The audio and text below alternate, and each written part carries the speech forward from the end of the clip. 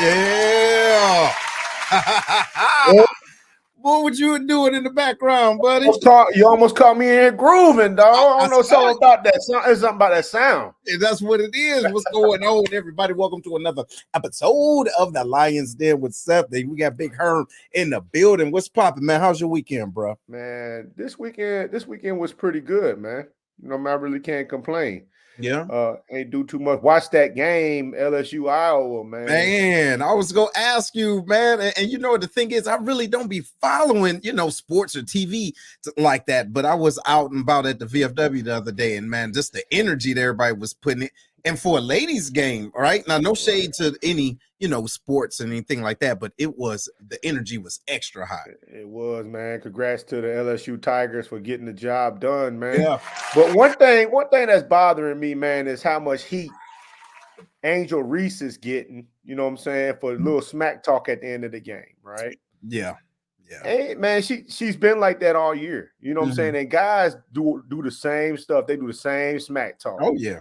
You know what I mean? And the girl Caitlin Clark that she was talking smack to does the same thing. Mm-hmm. Man, these are competitive athletes, man. They are not, you know what I'm saying? This is not etiquette class. Correct. You know what I'm saying? So, congrats to the LSU Tigers for getting the job done, man. Yes. Go. That's it. What's going on, everybody? Hey, how you doing? Hopefully everything is good with you. Hey, what's up? Big James, what's going on, man? What's the word, bro? What's the word? So, ladies and gentlemen, if this is your first time watching us, make sure you're sharing this first of all, right? You're sharing this and you are letting us know where you're watching in from, right? Because we got some great information, some real good information. But other than that, man, look, this weekend, busy, man. I'm in school, man, and trying to get my mind wrapped around taking classes again. You know what I'm saying? It's like, okay, after you get one degree, you're like, okay, cool, I don't want no more. right? There's no need. But then Yeah. after that, you're like, maybe I do, right? And the crazy part is I'm doing it specifically for me. It's not in line with a specific job or like remember the EPRs or anything like that, Mhm. right? It's something I really want to do. But now, man, I'm looking at these papers. I'm like, wait a minute, I want to do this. You know what I'm saying? So just wrapping my mind back. Yo, I wish I was like after I got my degree from the prestigious community college, the Air Force. You know what I'm saying? I never felt like, you know what I'm saying, magnum cum laude. You know what I'm saying? I never Yeah, felt like I needed to go back and get nothing, man. You know what I mean? yeah, yeah, I need to go ahead and finish it up though, man, because it is important. I respect that you went to go do it for you. yeah. You know what I'm saying? That's what's up. Yeah, man. But I mean, look, man, it's time to go and do it, man. Look, if I can do it, look, I know you can do it because, bruh, I need that energy. And look, shout out to everybody that's out there getting it in. You know what I mean? That's pursuing that higher level education. And look, motivate Big Herm. You understand? He need that. You know what I'm talking about? He need it. Other than that, Boy. he's just gonna be sitting back eating and being dark skinned. But anyway, Being dark skinned. dark skin. Yes, I know, right? Talking crazy with CCAF. Y'all know what that is. You know, you take like 2 classes and you get like, Hey man, oh, come on, man. Don't short change my you know what I'm saying, my yo, schooling. did you walk across the stage? No, I didn't, man. I think I was deployed or something. I don't know what. Hey, Yeah, I was deployed when I got it. They just handed it to me, like, here you go. right, like, yeah, like keep going, right? Oh man, I gotta fix the light. Yeah, handle that. Hey, but ladies and gentlemen, check this out, y'all. We're gonna have a super duper show. All right, super duper show.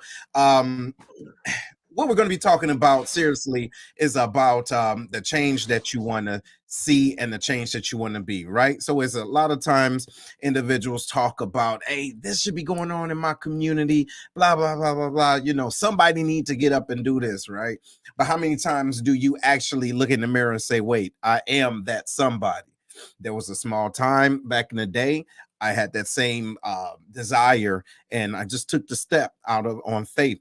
Crazy thing is, didn't have a mentor, so to speak, to walk me through it. Hey, this is how you do this, boom boom boom boom. But when I communicated the fact that this is what I wanted to do, right, and be a part of the community and let my community know that not only was I a neighbor, but I was interested in our own, in our well-being.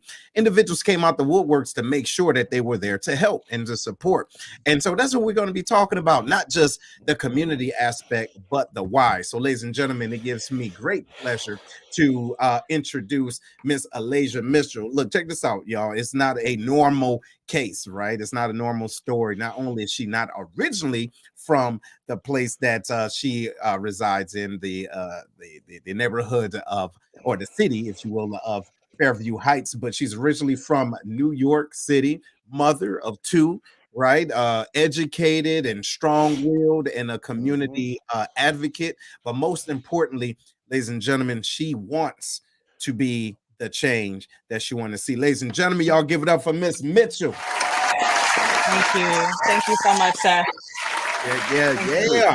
How you doing, ma'am? How you doing? I am well. I'm well. Happy Sunday, everyone. Thank you so much for having me, Hiram, Seth. Yeah, No no doubt. doubt. So go ahead and look. Let's let our team know, let the family know a little bit about you by your own words. Absolutely. Good evening, everyone. My name is Alaysia Mitchell, Alaysia S. Mitchell. I was born and raised in New York. I have lived in the city of Fairview Heights since I was about, 16 and a half. I graduated from Belleville East High School, went on to Eastern Illinois University and Southern Illinois University, Edwardsville. I'm currently pursuing a master's degree in public administration. But right now, here today, I am humbly asking the community to stand with me and learn about one, our right to vote, right? And choose, especially on a municipal level, who's going to represent us. And then I'm also humbly asking that if you live in the city of Fairview Heights in Ward 4, that you go to a polling place on Tuesday, April 4th, and you circle in my name. Okay. Okay. No, hey, look, that makes sense. That makes a lot of sense and straight to the point. So my question is not only why, okay, but what was it that happened for you to say, you know what, this is something that I really want to do in my community? What was that point? That's a great question, Seth. It wasn't just one thing that happened, right? I've always had, this is my passion, right? Public administration, business administration, civil engagement. Those are all things that I've always been passionate about. I love being able to help a neighbor. I always wanted to, very early on, I want to say maybe when I first started college, I realized how large the world was, and that I was outside of those walls of my parents' home, and that I could literally take on and do anything that I put my mind to. And so I tested it. I tested the theory. My parents told me that, and I tested the theory, and not they've not been wrong till this day. So when I was in undergrad, that was probably my first time on Eastern Illinois University's campus that I indulged in just about every single organization that I had a passion for. Student Supreme Court. I sat as an associate justice. I helped charter an organization called National Association of Colored Women's Clubs on that campus, which sparked a ton of other chapters Illinois wide. Just pretty much everything you could think of. I've done pageants. I've won pageants. Of anything that was able to give me a platform to help and serve my community. And so that's where my passion lies, and that's where I get that intrinsic value. And so that's the long short answer to your question. I got it. Bro, I'm still trying to catch my breath, man. I saw you. My big self trying to move around that fast, man. What you doing, man? You breaking the sweat and everything. Yeah, I know, man, because you know I had the light glaring on me. Now I got my anyway, let me get my yo. I got deodorant on, so I'm good. But check this out. Good to go. Hey, so first I want to say thank you for coming on to the show and reading over your bio. It does show everything that you talked about, that you was always actively involved in something that is about bettering people. What kind of support right now are you getting for your run for alderperson, alderwoman in Fairview Heights? What has the support been like from the people around you, and also the people in the district that you're running for? So I'll start with the city, right? My neighbors. The residents of Ward 4 in Fairview Heights are amazing, amazing people. Some of them have been here since before the city was even incorporated. Their families have owned homes or land here.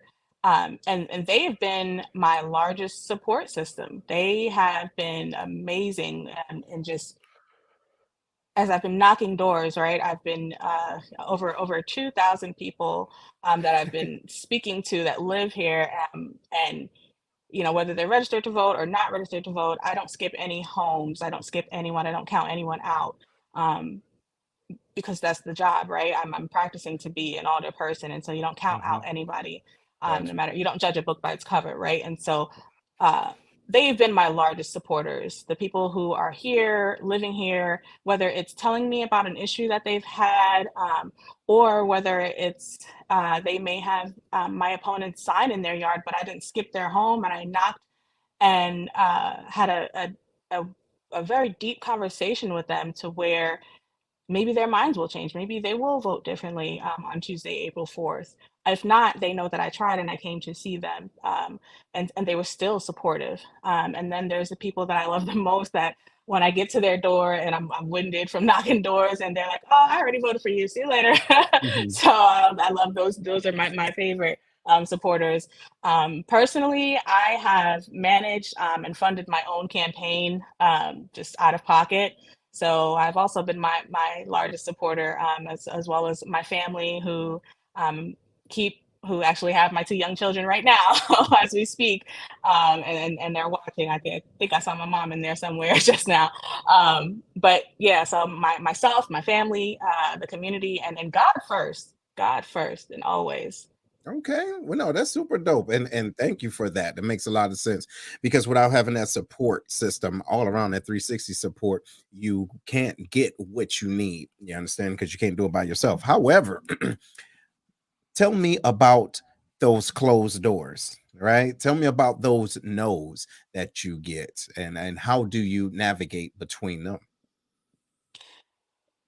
I've yet to receive a no. Seth. I've yet to receive a no on any door that I've knocked. I the closest thing I've received to a no is maybe a resident who has my opponent sign in their yard, and they go, "Well, good luck." It's sort of like I kind of already I like you. You seem nice, but I'm gonna stick with what I know, which I have my own personal thoughts on, which are if the majority of people I'm speaking to want to see a change, right? They've our current older person has ran unopposed for the last 8 years.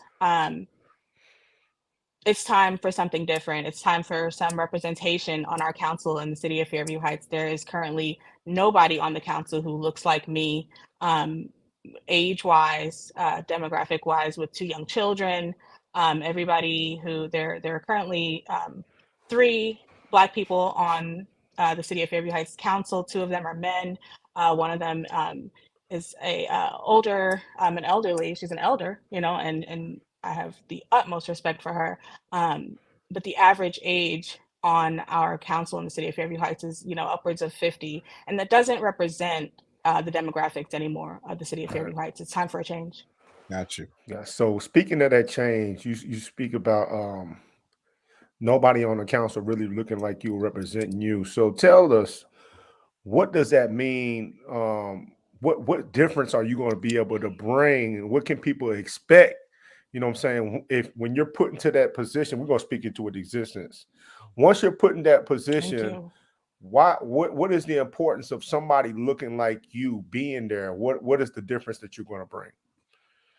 I'm going to bring a voice. I'm going to be a voice for the people who are currently voiceless, the underrepresented groups who are minorities, minority women, younger women of childbearing age who need to be informed about who's sitting on their school boards, who can they contact, because personally I'm gonna bring it around and be very transparent with you all, because that's a staple, right, of my platform is integrity, transparency, and service. And so I'm going to be very transparent, because without being transparent, we can't begin to see from the perspective of people like me what that representation means. And so for me, that means if I'm working every day from 7 to 4 or 8:30 to 5, but the school, across the street that my son goes to now, my daughter will go to in the fall, gets out at 2:55, and I can't afford before or after school care. What does that look like for someone who is not retired and can go get their grandkids whenever they feel like it? What does that look like for just young mothers like me, who may be a single mother, maybe a 1 income, 2 income household, but they both work until 5? Issues like that, like affordable housing. I couldn't, Seth and I talked about this, a long time ago, and a couple of weeks ago, and when this was kind of in the works, and Seth really pulled it out of me, almost to the point where I was in tears, to explain my why and make it personal. And I don't mind being transparent and saying that part of the reason why I'm doing this is because I want to be that help. I want to be the help that I did not have. Okay. I know for a fact, especially after knocking all these doors, that there are people, women, men, Black, white, no matter what, they're experiencing some of the same issues that I have and still am experiencing living in the city of Fairview Heights. And it's not being addressed. It's not being addressed amongst council. It's not being addressed, and people are not being heard. If it is being addressed, it's by people who, residents who do have the courage to come to council and speak on it, but it falls on deaf ears, or nothing happens after that. And I'm not making this up. These are things that I'm hearing from people that I've knocked on their doors, and they've told me they've went to council and this has happened. And so I'm going to continue to. I just had my neighbor, Miss Ruth. She is an elderly white lady, and I love her to death. She waved me down the other day because she was afraid about the tornado the other day on Friday. And she wanted some concerns, but she is not, she has some concerns, but she's not mobile, right? And so she, I guess she's speaking into existence and asking me to bring this to council for her. And I had to say, Miss Ruth, I'm not elected yet. But she never minded that. And that was her saying, well, when you get there, please bring this, this is a concern of mine. And so that's what I look to do. I look to, whether it's Miss Ruth on the corner, or whether it's the single mother of 2 young children who works from 8 to 5 on the next 2 blocks over, who's exactly like me. Those problems, those issues, that's an issue of inclusivity. That's not we're not being inclusive of the entire community, or the council is not, the city is not currently being inclusive of everyone that lives here, and it's not fair. They pay taxes, they spend their money here, they deserve to be included and represented. Absolutely. Absolutely. So thank you for that. Ladies and gentlemen, we're in the building with Miss Alaysia Mitchell. You know what I'm talking about? Hey, she's running for the Alderman position, Ward 4, correct, of Fairview Correct. Heights. And so, look, my question for you, wait, give me a second. Everybody, make sure you hit that share button. Let us know that you are in the building. Let us know if you have any questions for her, right? Because we want to give her that. Right. This is what we do here in the den. But Absolutely. my question for you is based off of the things that you don't see, right? And you want to be a part of that change. What type of innovative ways that you can incorporate a more diverse, type of thought system within that county or within that city? That's a great question. That's one of the it branches underneath one of my platforms, right? And so I'm looking at what I have right here. Some people might have seen it already, but it's a dashboard that I have, and it has focus areas, literally specific things that I foresee, if elected, I think need to be spearheaded. Which is, one, this is an economic development issue, but it's important, right? An active plan for the mall going into the next decade, because I'm hearing from residents who are residents, right? Obviously, they live here, and non-resident consumers who come to Fairview Heights to go to the mall. It used to be a nostalgic experience, and they're not seeing that. They're also complaining of being profiled by our police when they come into our city. And so, to answer your question, Seth, things, for example, community engagement, right? It's also here on my dashboard, and you can find all this information on my Alderman page on Facebook. But increased Fairview Heights Police Department community engagement with residents and non-resident consumers. That means, and I explained this to my esthetician yesterday as I was talking to her, that means in order for the residents or non-resident consumers to not feel so fearful when they see Fairview Heights PD, and in order for Fairview Heights PD to become more familiar with faces, or to just not judge a book by its cover, because I've been profiled here before, way back when, a certain someone who lived in the apartment before me had a warrant, and the officer assumed that I was that woman because I guess, that's what he assumed.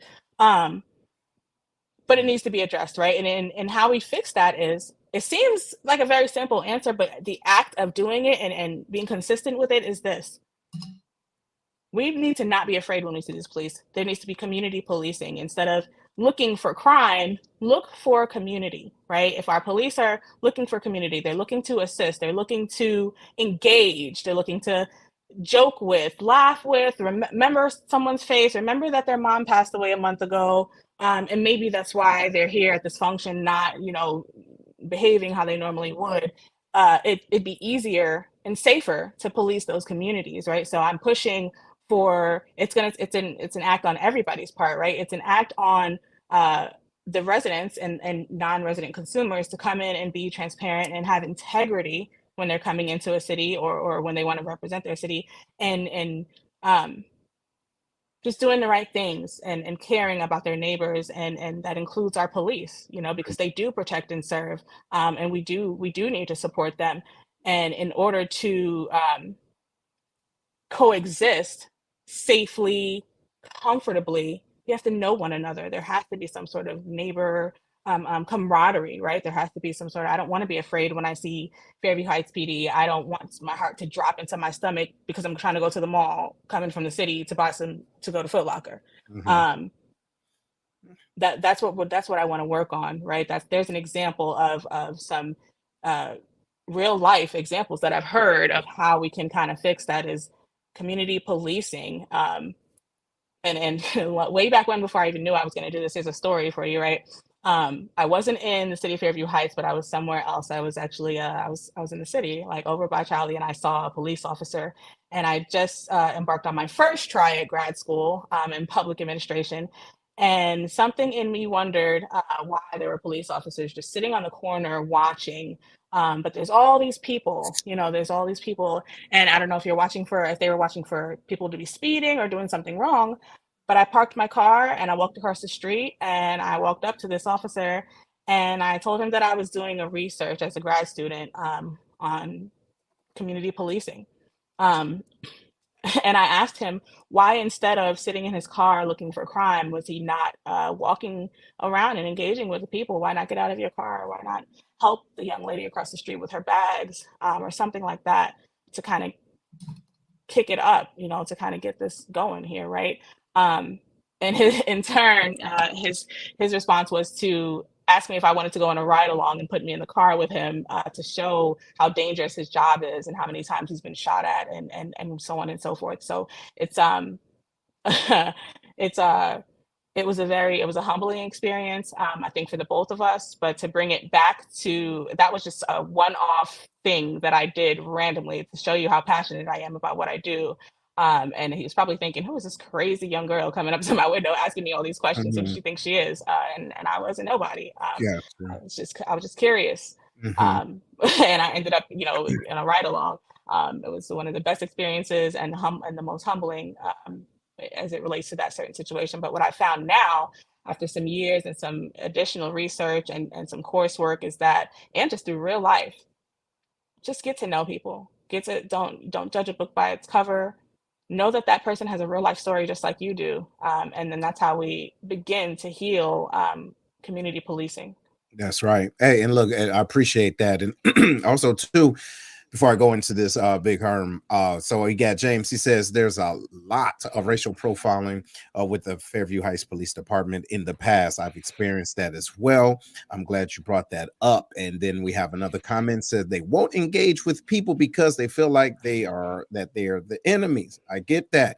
And so, but ladies and gentlemen, please keep in mind, community policing means different things to different individuals. You understand what I'm saying? But if you are interested in being a part of your community and being a community leader, you have to be able to take the good with the bad and put it all together, then make the right consensus. But hey, Herm, you ever been in a situation where you were profiled specifically I have. for singing? Boy, you always hating, boy. I swear. Yeah. You know what I'm saying? I've been profiled before, man. Tearing up a laundromat or something like that. When it was definitely not me and my homeboy that did it, you know what I mean? But yeah, it's happened to me. Day. Not that day. It wasn't my day to tear the laundromat up. You know what I mean? They got me on the wrong day. Right. But my question for Miss Alaysia is this. We talk about community policing, and I know my city, Clarksville, Tennessee, they do an excellent job with community policing. They have a community outreach unit and also what we call a juvenile engagement task force. Juvenile engagement team that their job is just to get to know the kids. You know what I mean? And they come to my community center every Tuesday to get to know the kids, play basketball with them. I love community policing. But let's not I'm glad you brought that up. Yeah. Let's not the act city like of Fairview Heights actually has something. I don't mean to cut you off. I'm sorry, Go but ahead. our police department actually just launched, a program like that. It's called Me Cop, and I encourage that's how we start, right? Like you said, Right. that community policing is how we start. It's how the police officers in the department begin to see us as the people we are and not as an enemy, as someone stated, and how we begin to see them as real people and not be so afraid just off of seeing their car. So that's where it starts. Those sort of programs. Right. So, but speaking on that, I lived up there for a little while, and Fairview Heights do have rough areas where they have some crime there. It does have a crime problem. Is that something that you also looking at in your platform to help, alleviate that? Like, what is the root cause for the crime in Fairview Heights? I know it's going to be like a big mass problem, but is that also something that you're looking at? Absolutely. Public safety is a large portion of one of my platforms is, having that integrity, right? Who's who's committing these crimes, right? I have an example, gosh, maybe like last year, at the end of last year, sometime in the fall, I parked my car right outside here, right outside my gate, and it's usually unlocked because I know all my neighbors and I'm not assuming um, that anything's going to happen. And so I used to leave my wallet in my glove compartment, I'm sorry, in the console overnight. And sometimes I'd forget, I'd bring the kids in and forget to lock my car. Well, just one night, I guess maybe someone was watching or saw me leave the car open or something like that because I'd made a late night Walmart run. And then in the morning, I was looking for my wallet and it was gone. All my cards. Yeah, luckily, I don't usually carry cash, so there was nothing to take there. And I canceled all my credit cards. But come to find out, I did call Fairview Heights PD, and an officer did come out, and come to find out, the entire block had been swept. Meaning, they assumed they had a little bit of an inkling, then that it was, some younger kids who were just kind of trying door handles and whatnot. Do I believe that crime is a huge problem in Fairview Heights? No. I don't think that we have like a huge crime problem, but there's crime everywhere, right? There's people who don't make smart decisions, people who, do what they do for whatever reasons. But public safety is one of my main concerns. And we do have, I was actually talking to another neighbor of mine on a couple blocks over, where they want to rev up or revamp the neighborhood watch, right? So, there's the neighborhood watch that you see on your Ring camera, on your app, but then there's the actual on the ground, boots on the ground, retired guy who lives in the corner of Joseph, who says, I'll volunteer. Here's the problem. I was paying these young boys to come and mow my lawn and my neighbor's lawn and then they robbed her house. How are you going to stop that? And my answer to him was, what are we going to do about that, right? What are we going to do? What would we do? Let's brainstorm here. He said, well, there used to be a neighborhood watch, a group, and he's elder. And so he's not on this Ring app or anything like that. And I said, so I think that's a great start. That would be a great place to start. If you want to head that. He said, of course, I would love to head that. And he also said, you're going to win, young lady. And also, I would love to head that when you do. But, win or lose, there's still things that need to happen in the community, like boots on the ground, back community engagement, right? Like that's one of the platforms of my campaign is community engagement. That means with the police, that means with each other, with your neighbors. There's no reason why you should live next to someone or on the next block from someone for 30 years and not know them, not know who they are, not know what they do, who their grandkids are, who hired that person, who owns that business, that lawn care business, and where are those kids' parents that broke into Michelle's house the other day? Oh, I know their parents. No, that's how that starts. Mm-hmm. No, I get you. And I appreciate that. I appreciate that you said that. First of all, I want to say big shout out to Mr. Gribble, right? Mr. Gribble, he says, if you're elected, two important areas to focus on. Number one, transparency. And number two, response to constituents. He said he was basically ignored by the entire Mississippi legislature last year. And so I will go on to say how important that is, not just the community engagement, it's also community empowerment. Because you said something that was extremely important to me was when an individual said, what were you going to do? Including them in the process. Well, the first part is we're going to talk and come up with a plan. You get what I'm saying? Because a lot of times individuals want to give you these bright ideas, you know what I mean? And then drop the idea, then walk around and want to make, watch you manifest it. That makes absolutely no sense, right? Because that's not your city. It's all of our cities. And then that will help you to kind of weed out those individuals that got something to say, but they don't want to be, part of that change, but they're just still there complaining. So how do you plan on really getting individuals, involved and empowered? I'm so glad you brought that up. It's really what you just said, right? It's making it it's not a me thing. It's not a city thing. It's not a me thing. It's a we thing. This is our community. There's a reason why I'm humbly asking for these votes. It's because I cannot, for one, if we all do not go to these polls on Tuesday and vote. It doesn't matter how much you like me. It doesn't matter how well spoken you think I am or how great you think my ideas are. If we do not vote, I will not be elected. Nothing will change. So that's first and foremost.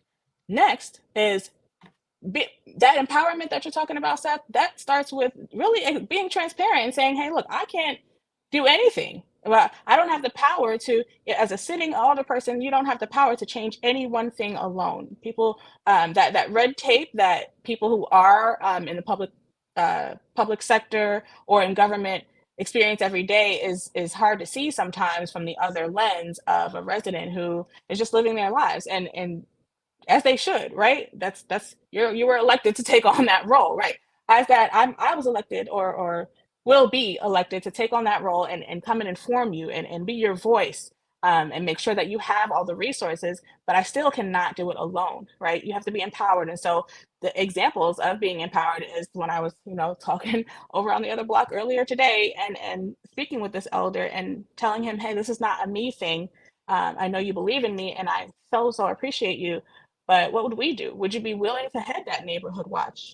And it's a trifold thing. Like he's sitting at home, he is needing to get out, right? He's complaining, I do have those people who, it's like when you get a bad customer service call, you get the customer on the other end and they're irate, they're upset. Usually what's behind that is there's an issue that has been ignored, and they just want help. And, I've had way back when, a whole lot of customer service experience. And every single time, even to this day, when I speak to someone who has a grievance, they usually come to me very upset and irate, and they leave loving that conversation and feeling relieved and feeling heard, because I genuinely listened to them. I didn't offer or promise anything. I knew I couldn't, but I did offer resources, and I did. When I could do something, I said I would, and I did. So that's what it's about. It's about following up. It's about knowing these people. It's about really empowering and saying, okay, if I bring this, to a committee of the council, as an idea, can I present you as the head of it? What are you willing to do so that we can fix our community? What are we willing to do together? That's it. And that's it. That is. What you think about that, Herm? Man, I think people love to come with you with a problem, right? Bruh. When it's time to come with the solution, like, hey, how about you help me with, oh, damn, I shouldn't have said nothing. Right. You know what I'm talking about? But man, that is one of the key parts of being a leader. You know what I'm saying? Is to be able to understand that, hey, man, I can't put everything on my plate. You know what I mean? I can't oversee every single thing. Right. And a true leader empowers other people, and creates other leaders. Man, you know what I'm saying? In my case, a true leader, I don't want to do nothing. So I just pass it on down. You know what I mean? See, that's what why I do. You suck. See, that's why I've been successful. I was like, you know what? Herm did not understand the assignment. Yeah, you know what I'm saying? I said with a nice smile, like, hey, you know what? I got a job for you. Yeah. You know what I mean? And we all win. You know what I'm saying? Some leaders have that charisma like you, Herm. They could just, he ain't got it. I don't even know why. You know why? Because guess what? He gonna be the one end up doing it anyway. And that's a large part of what comes with being a leader. You can try to delegate all you want, but you're responsible for the end result. And so if you did not empower that person enough to follow through, you are still responsible. Absolutely. And hold on, Herm, real quick. A lot of those individuals that's chief running mobs, they're not ready to really run. Heck no. You know what I'm saying? They don't got that. They don't want that smoke for real. Because as soon as you move everything out the way for them to produce, man, I ain't got it. You know what I ain't got to, you know what it is. You know what I'm talking about? They ain't got the time no more. But you had all that time to talk that mess. But go ahead. About that craziness. But on the real though, that is the way to get people to buy in. Yeah. Because now they feel like they're a part of what's going on. Correct. Because they actually are a part. Go ahead. Yeah. And I want to shed some light, like a brighter side to that, right? A brighter side to those complaints is they usually are coming from a good place, right? Yep. For example, I had an event earlier this week, a coffee with the candidate event, and there was another elder, retired Air Force, I believe, who came in and had a very, very strong opinion about a letter that I had sent to. So at the beginning of my campaign, I sent a letter to every single resident in Ward 4 of Fairview Heights, announcing my candidacy and letting them know what my platform was. And he took this letter out and proceeded to go in on me and said, "You can't do any of these things in this letter. You don't have the power to do this. So you can't stand before me and ask for my vote." And everybody in the room kind of just looked like, "Oh gosh." And there was, even another lady in the room who later on during and now realize that I'm used to this sort of environment. I'm used to walking into a room and having to prove myself over and over. Hostility. Yeah, and so there will be no reaction from me. It'll be the facts, and it'll be an answer, not matter of factly, not snobbish, but I hear you. I hear that you feel that this letter is insincere, but there's nothing in this letter that I'm not already doing or cannot do. And I can prove it to you. I have it. He said, "Well, show me proof." And I proceeded to point out a story from another person who was sitting there. And that resident said, "So are you telling me my real life story isn't proof? I'm sitting right here in front of you." And at that moment, the elder who kind of was very aggressive with me, kind of because it was a peer of his, another older Black man, reeled it back in. They kind of had to, the rest of the community, right, had to sort of not protect me. They felt like he was attacking me, but what he was really doing is, which he said at the end, right? He's that sort of elder where he said, "I don't want you to get in front of a council of people who don't mean you any well. And I'd rather attack you here than they attack you when you get there. You need to be prepared for those sort of questions." So, and it's a weird teaching lesson. It was different, but I understood what he meant in that. Where's your proof, right? You can be this high and mighty. You can have all the great intentions in the world, but you're going to be in situations where people are going to test the validity of what you're saying. And in that moment, I was calm and transparent and held my integrity. And in the end, he let me know that he respected me very well, very much, and we're still in contact till this day. Go ahead, Herm. What you think about that? There's a way to do that type stuff. There you go. Hold on. You know what I'm saying? Yes, sir. Yeah. You know what? I don't get that bell as often as I should. But anyway, because there's a way to do that stuff. You know what I'm saying? I get what he was trying to say. Sometimes I think when people do that, they do it and they feel like, "Dang, I just put my foot in my mouth." You know what I mean? Yeah. And maybe I definitely think that if there hadn't been other people in the room to diffuse the tension, he might have attacked me, but at no point did I feel attacked, because I know that everything I put out is, I'm being transparent, I'm being truthful, and I know that there's nothing in that letter that I have not already done or cannot do. And so he can have as many frustrations as he'd like. He's an elder, retired. He can have whatever opinion he wants to have, and he has the right to ask me hard questions. Absolutely, but he has the right to ask you hard questions. But to sit there and act like it was a learning lesson for you, that's the part I'm not with. You know what I mean? Yeah. No, yeah, he does as a constituent, you know what I'm saying, as a voter and everything, he has the right to ask anything. Mm-hmm. But to sit there and say still microaggression, though. No, he has the right to do that, you know what I'm saying? Because it's his vote. Yeah. But to sit there and on the flip side be like, "I did it for your own good." Yeah. Right, exactly. What is your real intention? And whether that was his intention to begin with, or whether it took for him to be checked by a peer to kind of change his intention and say this is what he really meant, is really not what matters to me. What matters is that when we walked out of that room, those one of the wives of those three Black men, those elders, looked to me and said, "These are the men that you're gonna need in this campaign. That the elders who have the experience, who know the story, who know the history of the city, who know what it takes, who knows, who were alive back in 1950 when, things were not as great as they are now.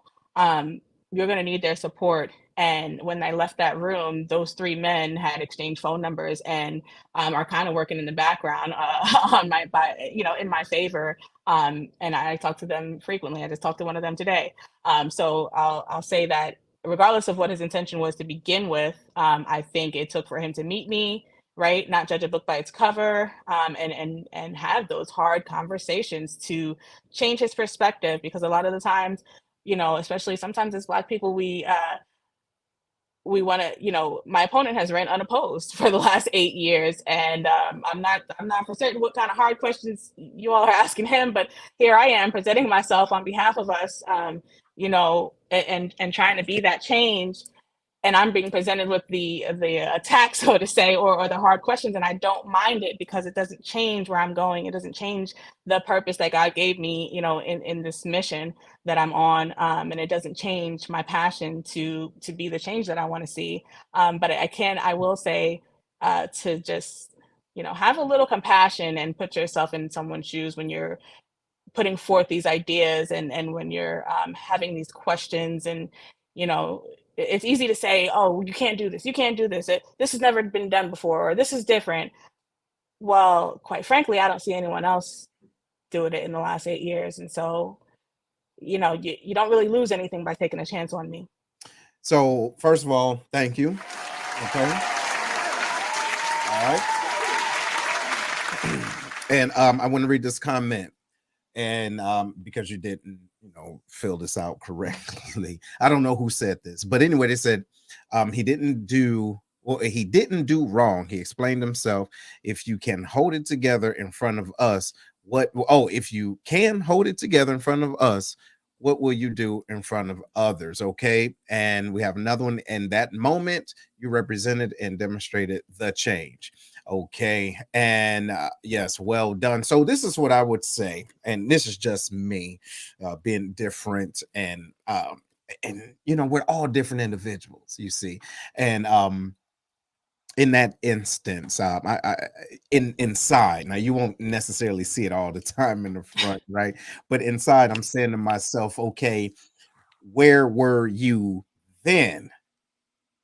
Meaning, all this smoke, right? And that you do have for me right now, right, is more than just hard questions. That was, in my opinion, that's a way that sometimes individuals use opportunities to say the things that they feel, not necessarily wanting to support. They want to see how you're going to respond, if you're going to be combative or not, or if you're going to ignore them. Some individuals want to just to be heard.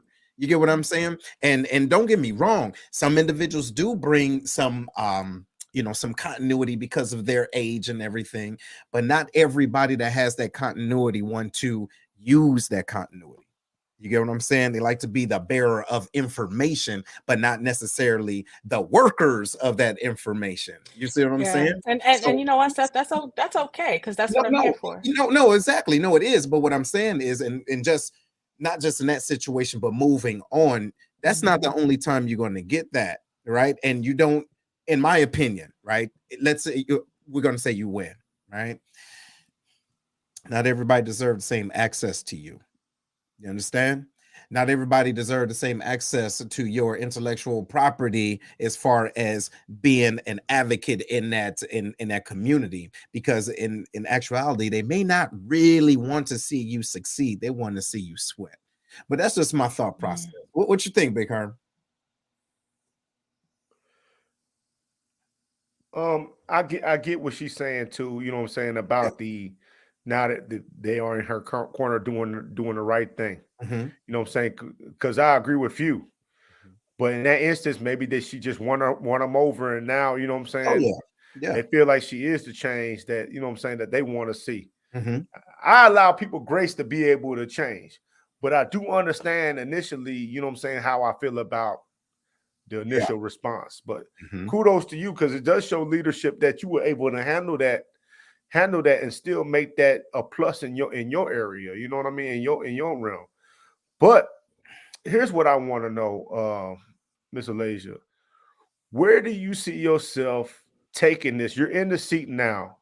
Where do you see yourself taking Fairview Heights in the future? Like, what changes do you want to see done immediately? What is your plan?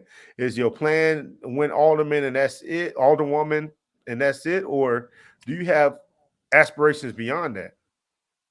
That's a great question. That question actually makes me excited, right? So when we win Alderwoman of Ward 4 in Fairview Heights, it doesn't. This is just the beginning, right? The real work starts then, and that's the fun part for me. You know, other people might say you're crazy or you're a nerd or something like that, but that's the fun part for me. That's when I get to show and prove. I get to actually help solve these problems. I get to do the outreach and plan the events and connect the people who want to start a community garden or, you know, in doing this, I've met so many amazing people who have so many great ideas but feel like they will not be heard or there's no cohesiveness, there's no organization.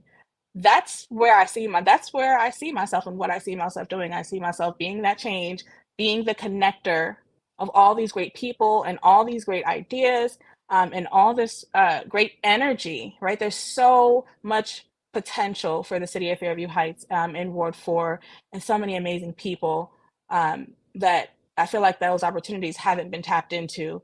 Um, and instead of sitting on the sidelines and complaining about it or whispering into someone's ear who may take the plan and not do what needs to happen, sometimes you have to be the change, right?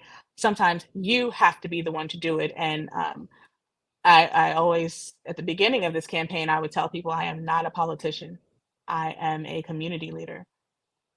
I've come to realize that, as much as I felt like there was a stigma behind the word politician in my head, so I did not want to be one, I am a politician.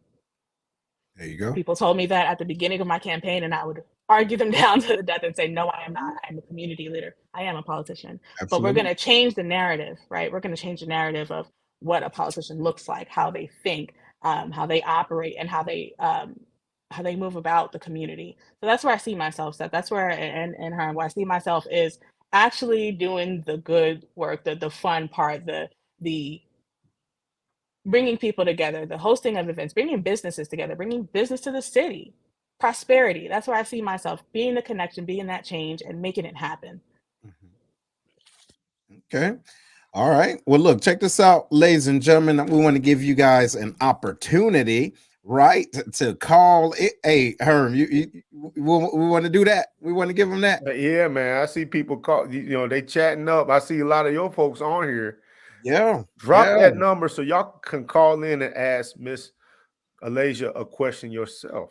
Absolutely. So not only that, we want to make sure you have the opportunity to get live on the Lions Den, ladies and gentlemen. So here's the number. Okay. If you got a question you want to call, y'all can do that right now, right? To talk to We'll your click the link. yeah. And the link is also in. Bam, look at it. There it is. All you got to do is click it. You click that link and you can get on, right? You have a comment, question, concern, whatever the case is. We want to give you, that opportunity.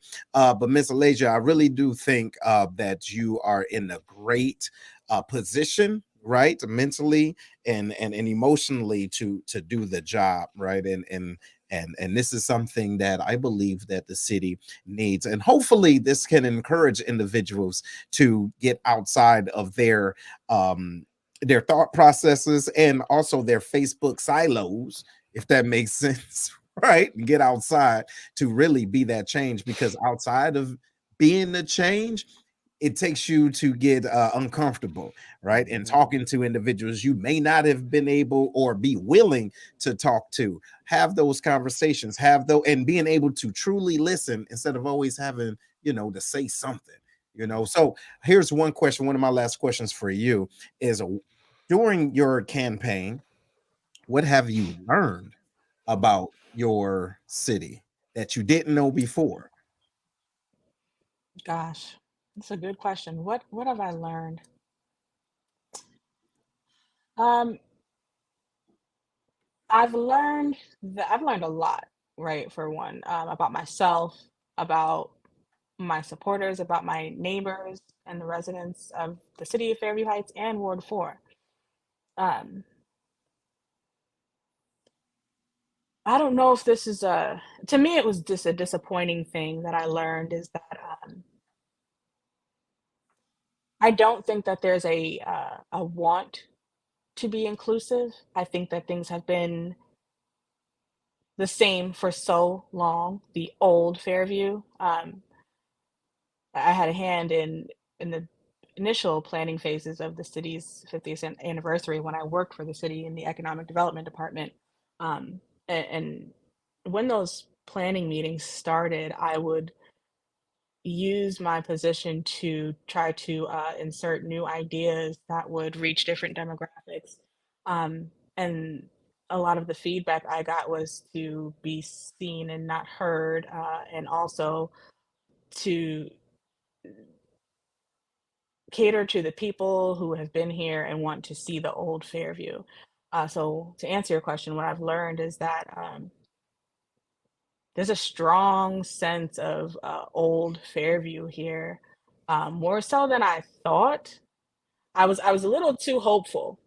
That's what I learned. I was a little too hopeful and had a little too much faith in the people who say they are currently call themselves leaders on council or with the city, because I was naive. I thought that they had these things on their minds, and they didn't. And if they did not want to be charged with the responsibility of making a change. And so that's what I learned. I learned that um, not to not to put things off on, don't believe everything you hear just because someone's a politician is smiling at you and telling you that they're focusing on this issue. Um, to ask questions, and I learned that this city needs a change. That's what I learned. Needs it. There you go. Right on. All right, what you got, Herm?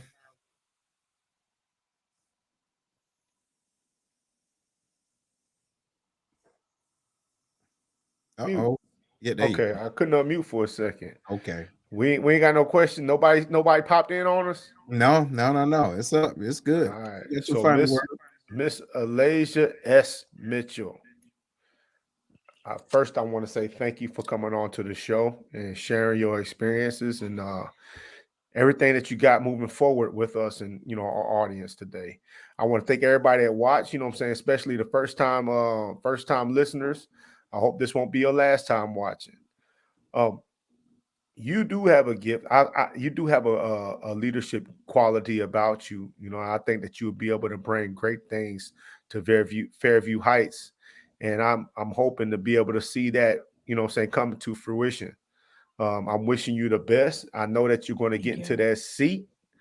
I know you're going to get into that seat. When I log on one day, I'm gonna see that you have been elected and do great things for that area. You know what I'm saying? That is greatly needed. A lot of times I think when you see people that's been in the ran unopposed for 8 years, they feel like they never have to change nothing. You know what I'm saying? So you need that spark plug inside of a community to inspire some kind of change. That's just not with this case here. That's with everything in life. You know what I'm saying? People get complacent. You even the people that's listening, you might be complacent at your workplace today. I want you guys to really listen to this show. You know what I'm saying? Think about, am I doing everything that I can to be great? Or do I need to kick it up a notch? Again, thank you, Miss Alaysia S. Mitchell. Look forward to seeing the results. Yeah, I look forward to seeing the results of this race. Until next time. Before we go, I'm so sorry. I just want to encourage you all to go and vote on Tuesday. Like I said, look up your nearest polling place. The link to, if you go onto my Alderman page, you will find the link to St. Clair County, Illinois' website. All those voter resources. Feel free to reach out to me, call me, email me, message me on that page if you have questions. If you don't know how to vote, there's no stupid questions. There's nothing. We need to be at these polls. If you live in St. Clair County, you need to be at a polling place Tuesday, April 4th from 6 a.m. The polls close at 7 p.m. Please go out and vote. All right. Okay. So there go your word. So ladies and gentlemen, I would say this again. Thank you, ma'am, for being on. Ladies and gentlemen, what you think? Yeah. Yes.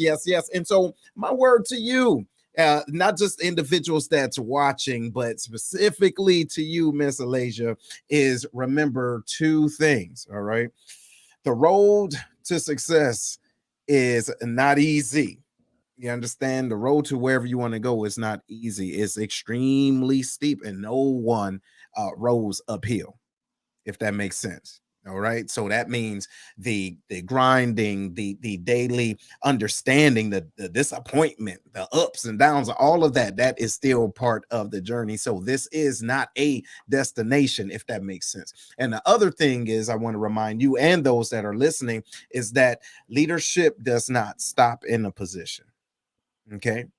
So no matter what happens, if you are truly about that life and you truly are about that change that you want to see, it doesn't matter who appoints you what or who elects you what, you're still going to be out in those streets doing what you need to do. You get what I'm saying? Because the Exactly. right Always. doors, right? Because the right doors are going to open up, expecting you to show up.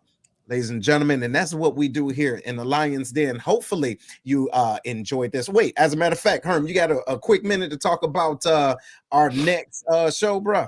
All right. So next Sunday, I've got the honor to start working with Miss Treva Gordon, who herself is a widow, and she thought about what she needed to do to handle her grief. And she realized that she didn't have to do it alone. So what she did was started a group that continued to grow. It first started off with widows and widowers, and then she expanded it to anybody that's dealing with grief and how to handle that. So she started a support group called Loss, which is lending our shared stories, which has been helping a whole lot of people in our community deal with the loss of a loved one or loss of anything, really. So y'all tune in next Sunday, 6 o'clock, same time, to have that discussion with Miss Treva Gordon. Yes, yes, yes, absolutely, ladies and gentlemen, absolutely. And again, this is going to be after Easter, so hopefully we're still on Easter. So after you get done eating, you know what I'm talking about, you don't fall asleep, you roll back over and hit in the Lion's Den. But again, ladies and gentlemen, we appreciate y'all for being here. Y'all could have been anywhere. We got you. You say you're gonna be there for sure. Right on. So look, ladies and gentlemen, like I said, we do appreciate everything that you do and everything that we can do together. We're gonna be seeing y'all soon. Right on. Right on. Later. Bye. Thank you.